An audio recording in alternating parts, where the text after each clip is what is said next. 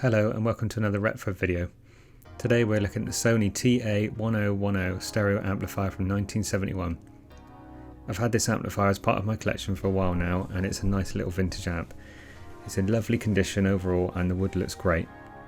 The unit itself wasn't a top-end amplifier in 1971 but still sounds nice now. It has a classic smooth sound to it, which is the best way I can describe it. More of a warmer sound which is common for vintage hi-fi systems. It is only 15 watts per channel and would sound best with a pair of vintage speakers to pair with it.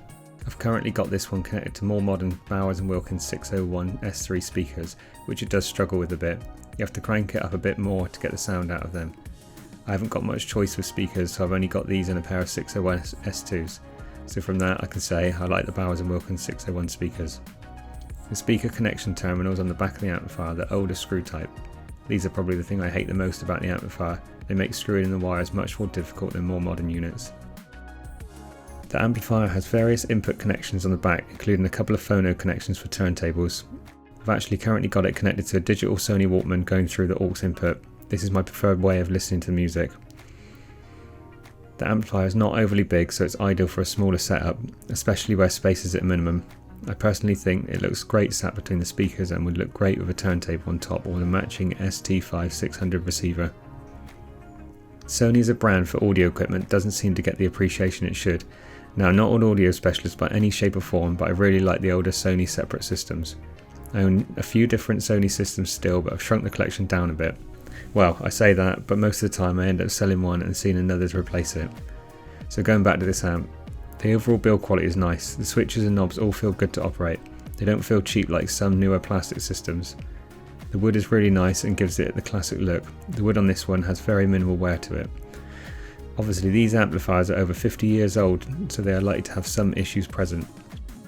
Some of the transistors inside the TA-1010 amplifier are a known common type to fail and get noisy. This particular amplifier has had those resistors replaced, so it doesn't suffer from the problem anymore. The type of transistor is a TSC632, so it's something to look out for.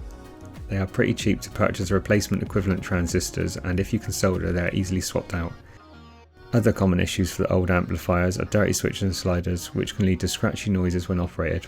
As already said, this is true for any older system, not just this particular amplifier. I always keep a can of deoxit, which rectifies most of these issues. So we're just looking inside the amplifier now, just showing how easy it is to open up and get inside.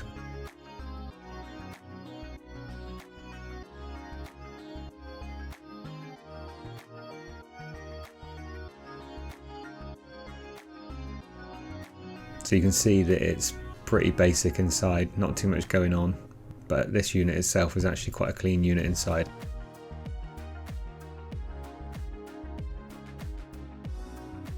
I always take care when opening up any electrical items, especially when there's larger voltage capacitors inside. These need to be discharged before working on any unit.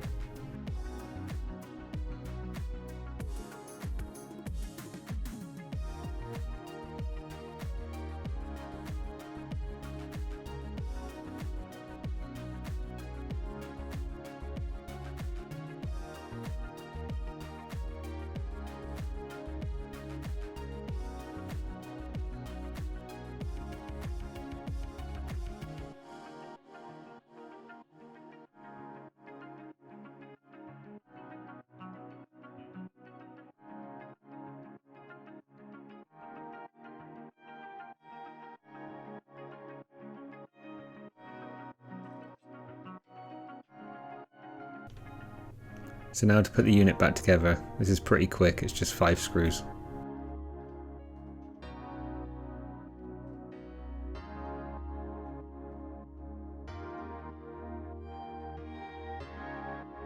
Would I recommend this amplifier? Yes, I would. If you take into consideration the age and potential need to refurbish some aspects of the unit, then you know what you're getting yourself into. You can also look out for a fully refurbished unit where it's all been checked beforehand. This, however, will obviously bring a higher purchase price along with it. They are starting to steadily increase in value, so currently expect to pay around £100 plus for a similar condition to the one shown here. If you find it cheaper, I would consider it a good buy, but that obviously depends on working condition of the unit. It's not a top-end model by no means, but gives a great vintage look and sound.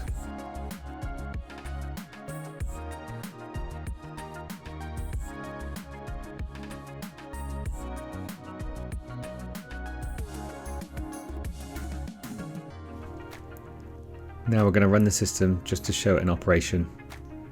Now this won't be a true representation of the sound, as you'll be playing it through different speakers.